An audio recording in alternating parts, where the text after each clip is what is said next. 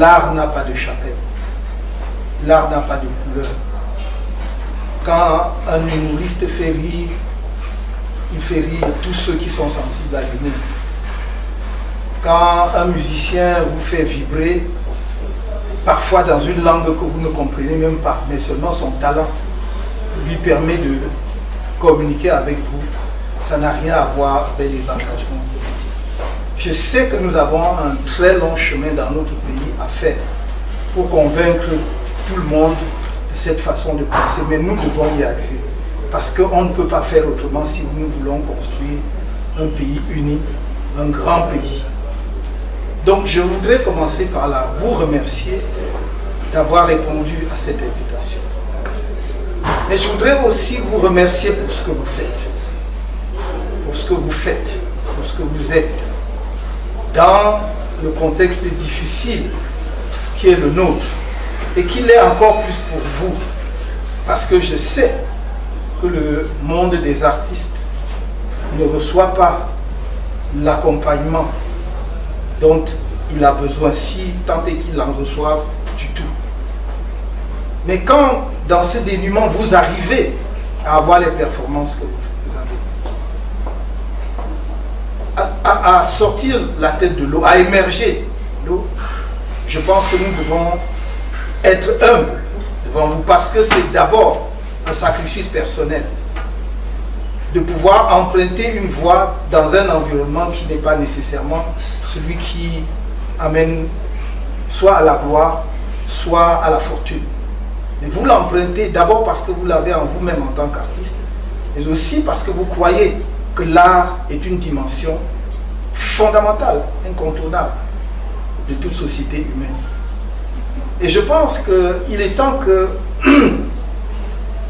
les pouvoirs publics s'intéressent à ce que vous faites, non pas seulement pour animer ponctuellement des manifestations, c'est déjà cela, mais avec une vraie politique qui permette de hisser l'art au niveau où il doit être, comme je le disais tout à l'heure. Quand vous regardez l'histoire de l'art, vous prenez quelqu'un comme Molière qui était un dramaturge. Louis XIV n'était pas forcément son ami. Mais il a trouvé, mais Louis XIV le finançait. Et il écrivait, y compris des représentations à la cour. Mais il trouvait les moyens de se moquer des mœurs de la cour sans heurter le roi. C'est ça l'artiste. C'est ça l'artiste. C'est celui qui arrive dans ces conditions-là, dans un tel environnement, à faire passer le message fondamental. Parce qu'en fait, il faisait quoi? Il peignait les mœurs de la cour. En fait, l'artiste est un miroir de la société. Il vous renvoie à vous-même. Et quand il vous renvoie à vous-même, il ne doit pas aller dans le miroir chercher à enlever telle ou telle image. Il renvoie l'image de la société. Parce que c'est de cette façon-là seulement que la société se connaît mieux et améliore en fait, la manière de vivre ou de gérer. Donc c'est la deuxième raison pour laquelle vraiment je suis ici. Je me demande toujours comment est-ce qu'ils arrivent alors que nous n'avons pas assez, par exemple, de salles de spectacle. Il ne suffit pas. On respecte ce qui est fait, le palais des congrès, le palais des sports. Je rêve du moment où on va doter, si possible, chaque quartier d'une petite salle de spectacle. Parce que avant de devenir une star, il faut être star de son quartier. Avant d'être une star nationale, il faut être star de son quartier. Être star nationale, être star planétaire. C'est comme ça que ça se fait. Il y a des talents vous-même. Lorsque vous serez amené à encadrer ces gens, vous allez dire, on a déniché tel à Colombo, à Missameno ou ailleurs, parce qu'il a du talent, ou à Nouvelle, ou je ne sais pas moi où. Parce qu'il a du talent, mais c'est parce que vous lui demandez l'occasion de se représenter devant 50, devant 20 personnes. D'abord, qu'il arrive à faire rire 20 personnes. Alors peut-être il arrivera à faire rire 100, 500, des milliers. Je pense que c'est ça. Faut ce genre de structure. Et je voudrais ajouter à cela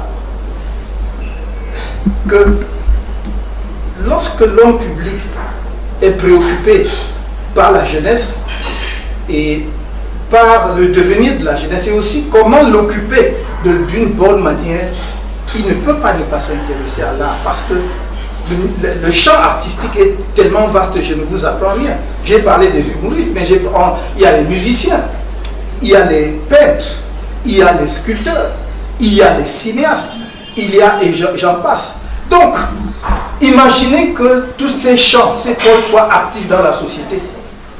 Comment ça peut en réalité drainer, non pas la totalité, mais une bonne partie de nos jeunes débats? Parce qu'il sait que j'ai une représentation que je vais faire dans mon quartier ce soir. Il faut que je me prépare quand même. J'ai un enregistrement que je dois faire dans un studio. Même si nous n'en mettons pas dans chaque quartier, mais au moins peut-être à l'échelle des grandes villes. Je dois me préparer. Je dois aller regarder un spectacle d'humour ce soir, parce que ça me détend aussi. Donc, au lieu de noyer dans l'alcool, on noie dans l'humour nos soucis.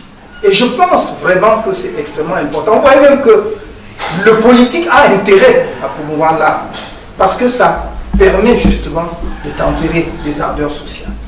Et c'est pour cela que je crois que l'une des choses, Valérie Ndongo m'a posé la question l'autre jour, il a l'amabilité de me dire, écoute, tu n'as pas besoin de tout citer, c'est vrai. Mais il me demandait quelles sont les premières mesures que vous prenez. Parmi ces mesures, si j'avais déjà un projet, je ne peux pas l'élaborer à votre place, mais si un projet prêt, parmi les premières mesures, c'est de signer le statut des artistes. De signer le statut des artistes. On en a parlé en 2018, j'en ai parlé avec d'autres personnes du monde de l'art, c'est une priorité. Il faut sécuriser les artistes.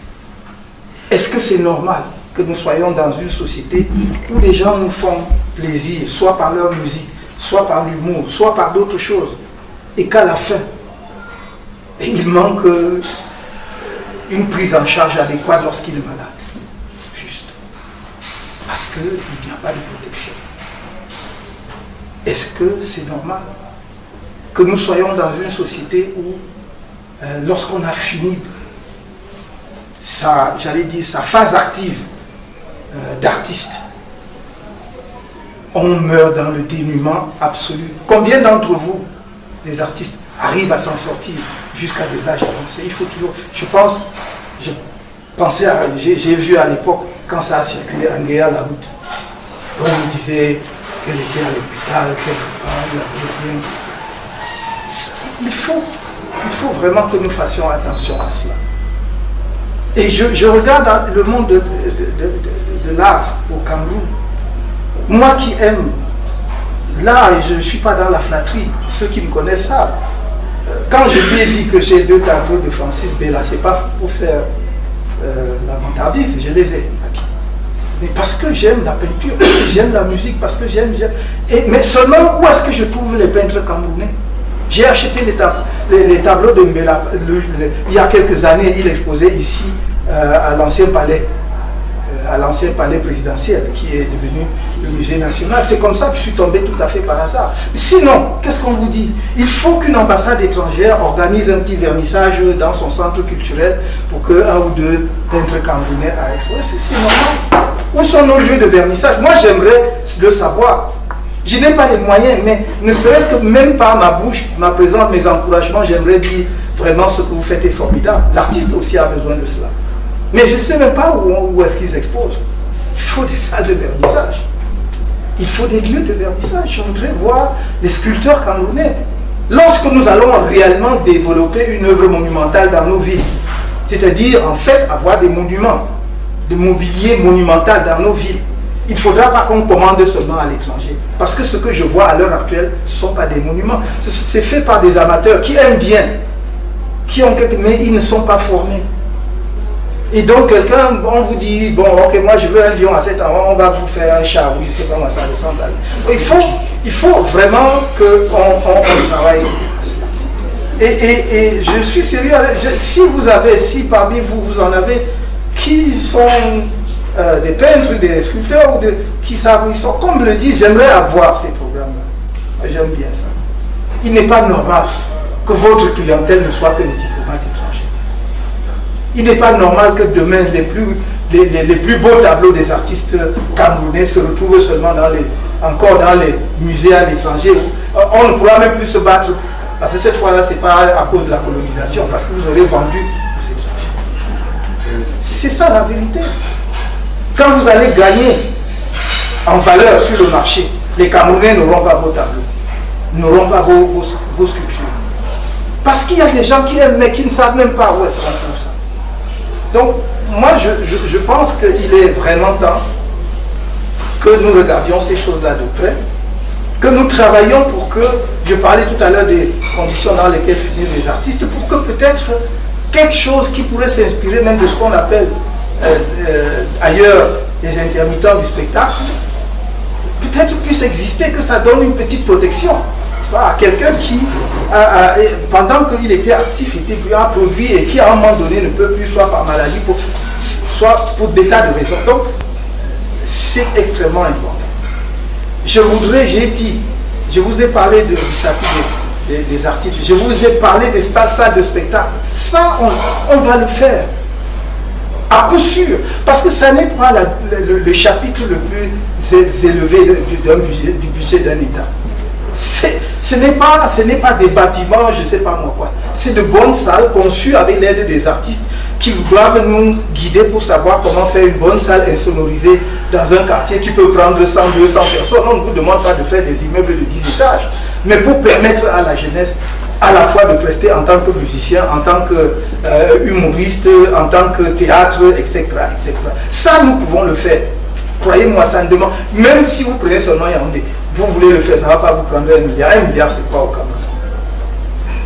Cameroun? C'est devenu l'argent de poche de beaucoup de gens. Donc, on peut le faire.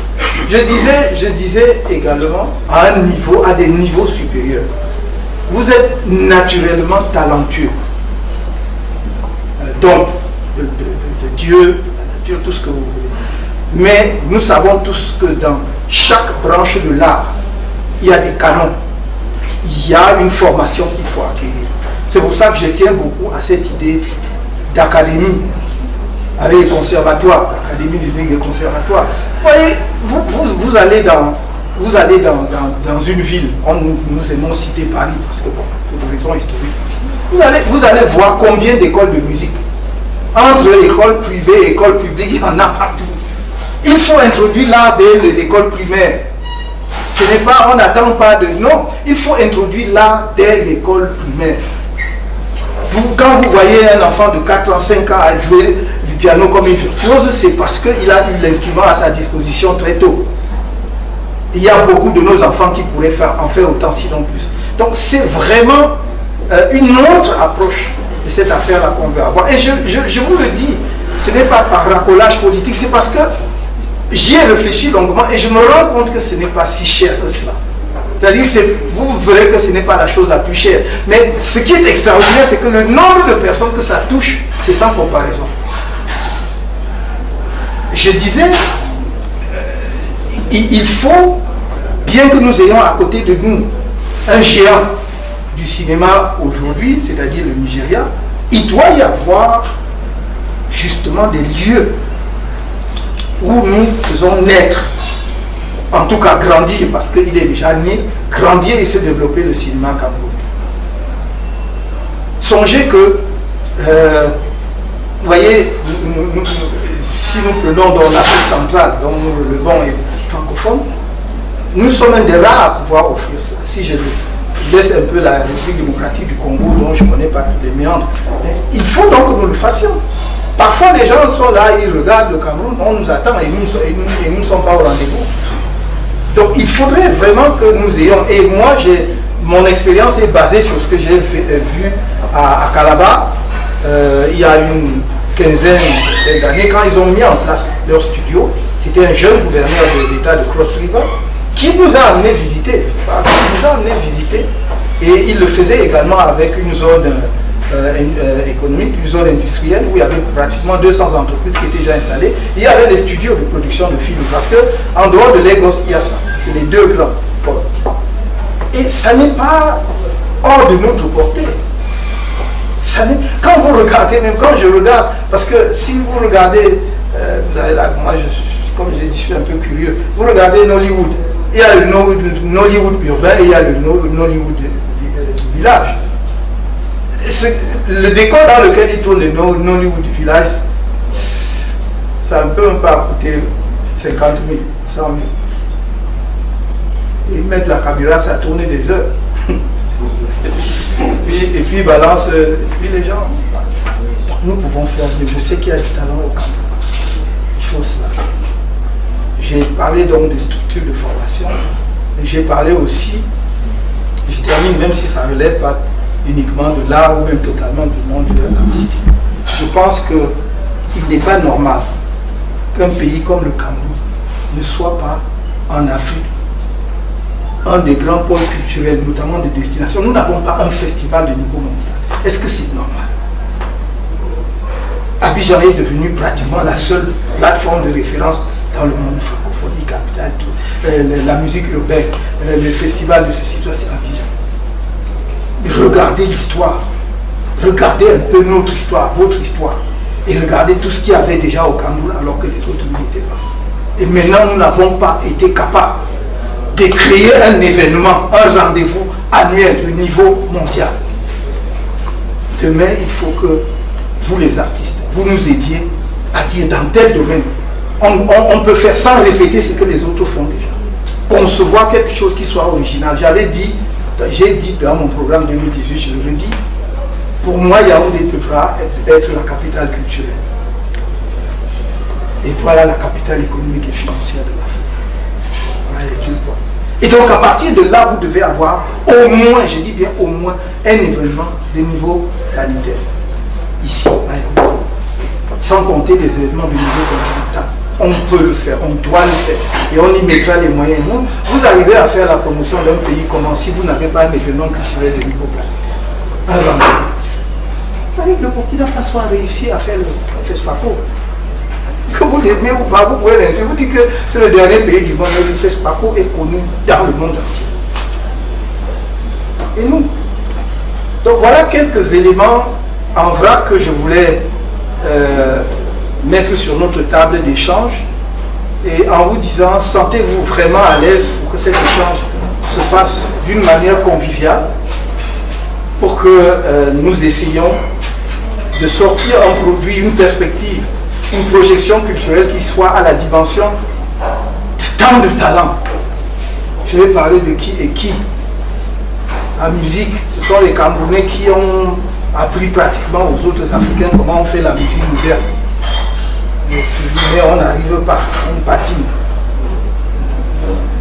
À part les quelques Ouest-Africains, les Mouna Motoro, du Congo Pipa et les autres, c'était les premiers, les Kamwa et tout. C'était à un moment où les autres ne savaient même pas comment on fait ces choses. Nous l'avons fait. Mais c'est comme si nous, à chaque fois, nous reprenons tout à zéro. C'est comme si il ne pouvait pas y avoir de continuité, un continuum dans ce que nous faisons. Transmission, continuation. Mes chers amis, il ne faut jamais oublier que j'ai un background d'enseignant et ils ont l'art de trop bavarder. J'arrête là.